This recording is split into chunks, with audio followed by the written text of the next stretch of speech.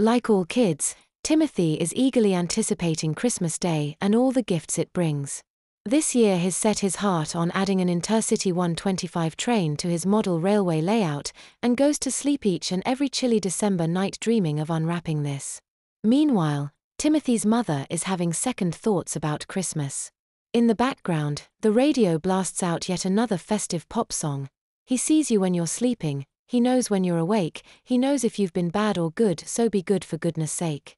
She sighs and wonders if her son really deserves the Christmas gifts he's hoping for. It was the first week of December and naturally most children were getting excited about Christmas. My 12-year-old son and I were visiting my friend Kathy, whose 7-year-old son was being a bit of a nuisance. His mother kept asking him to be good, but he wasn't interested. By hook or by crook he'd be the center of attention on that afternoon. Now I'm not one for disciplining other people's children, especially when their parents are present, but I did tell her son that naughty boys don't get any Christmas presents.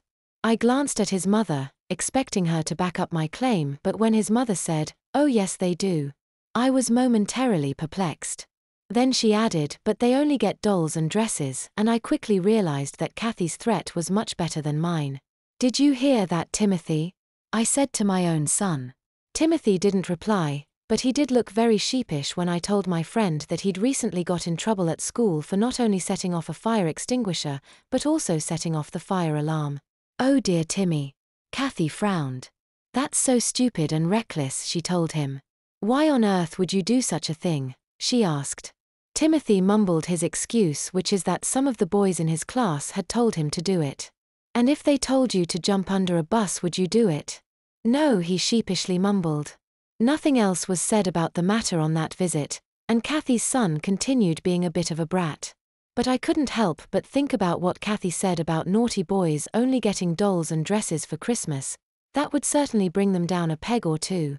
A few days later, I was chatting again with Kathy and I mentioned her son's behavior when we visited and asked if he was often like that.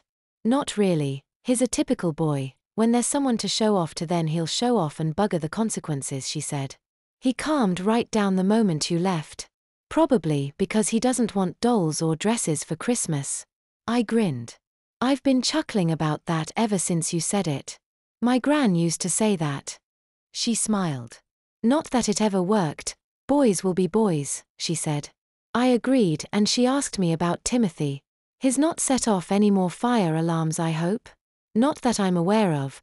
But every week or two he'll come home late because he's been given a detention for doing something stupid," I told her. "The last one was for hiding the teacher's board duster."